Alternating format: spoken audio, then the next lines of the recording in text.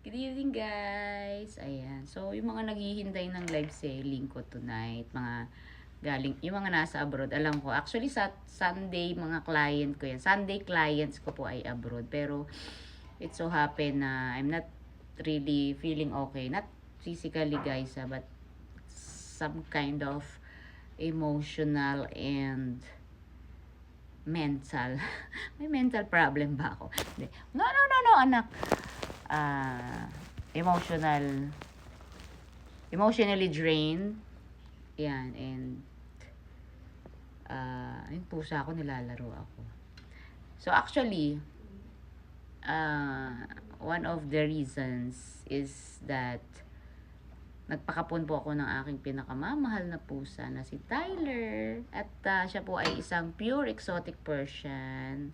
Super flat nose po siya. Kaya medyo worried ang lola nyo dahil inabil ko po yung aming event sa low cost Capon.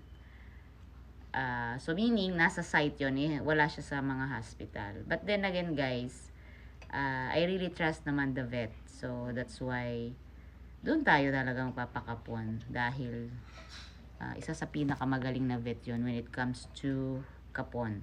Oo. So, kung sino yun, nakikita nyo naman yun sa mga post ko.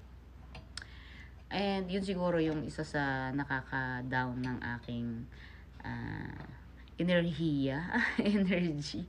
Nakaka-down ng aking mental and emotional platitubaness. Ayan, yung mga platitubaness. And, meron po ako kasing kinancel na gilan na lagi yun talaga, pinupuntahan ko yun kahit malayo yun.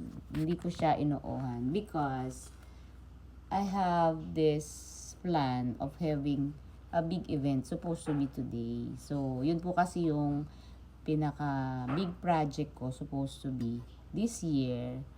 At tinoon ko po na birthday ko. Kasi it was planned last December lang naman. And I hope, I assume, kung yun ang tawag doon, na everything was okay. And, yun po kasi ang form of giving back ko. Hindi po ako mahilig maganda pag birthday. And, neither I post mga birthday celebration, ganyan. Hindi po ako mahilig sa ganun. So, dahil ngayon nga, last year, 2 years na tayo medyo blessed. So, yung way ko naman ngayon is through stray animals kasi dati sa mga tao naman, di ba? So, salit-salitan lang yan. So, akala namin okay na, pero habang papalapit yung date, hindi ako nakakuha ng confirmation. So, nagkaroon ng mga miscommunications and all that. And, ako I expect too much, which is hindi siya talaga maganda na mag-expect ka ng too much. And, pero napag-isip-isip ko din, habang ako'y nakahiga kanina, pahinga ako. Kasi, okay naman na si Tyler, he's sleeping again.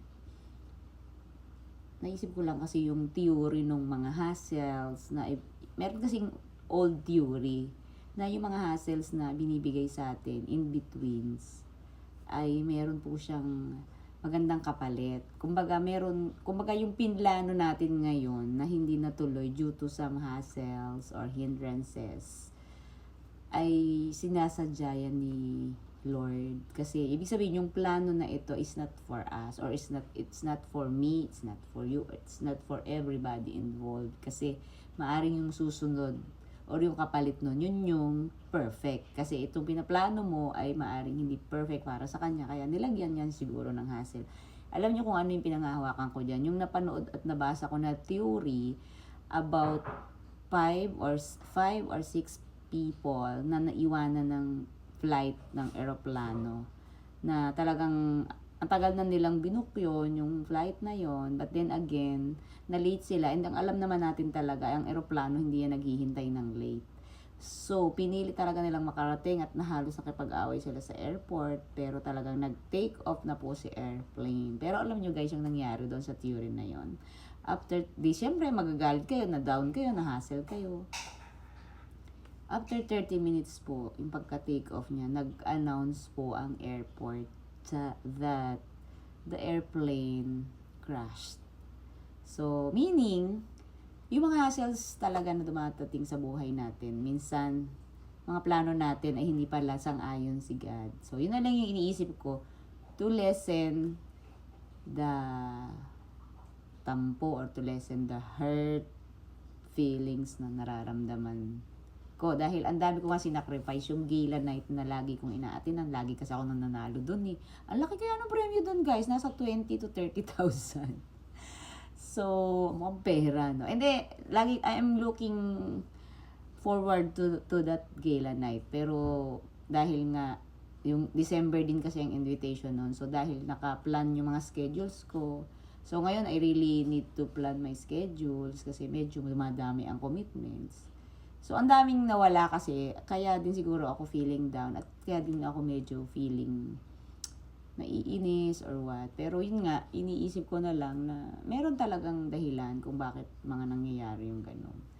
And, isinishare ko lang din sa inyo yung theory na yon para at least makakuha kayo ng idea na huwag kayong malungkot. Kasi minsan, yung plano natin, hindi siya ang sang-ayon. Kaya nagagawa siya ng mga dahilan para magkaroon ng hassle. So, kasi kung hindi ako mag-iisip ng mga ganun, malulungkot talaga ako. Kasi big event ko ito sana this year.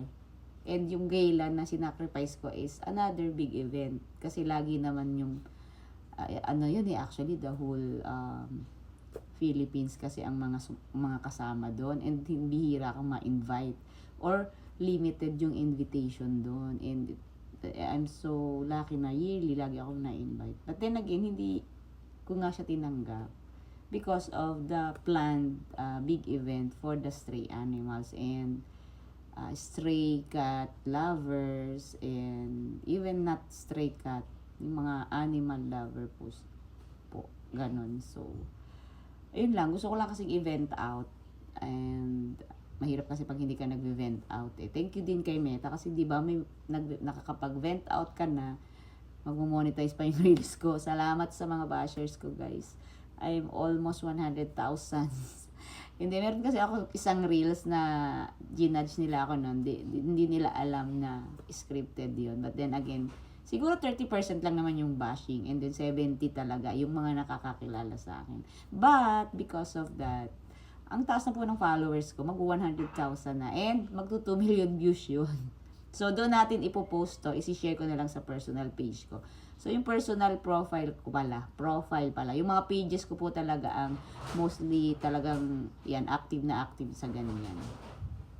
So, yun lang. Kung kayo po ay nakakaranas din ng mga ganong hassle or mga hindi natutuloy na plans, so, isipin nyo lang po yung theory na yun dahil always God is in control. And kung hindi naman talaga ukol, I'm sure meron pa namang mga next time. And sana, at the end of the day, ay nagkakaintindihan. Sana. Yun lang. At gusto ko lang i-flex, ang buko ay hindi rebanded. Nagpa-plancha lang po ako. And thank you sa aking napakagandang jersey. Ayan, bagay na bagay daw po sa akin. Para po akong si Angel Evap. Ayan. So, yun lang guys. Post ko to. Mahaba to. So, hindi yan by reels. Naka-post yan as video. So, sana panoorin nyo.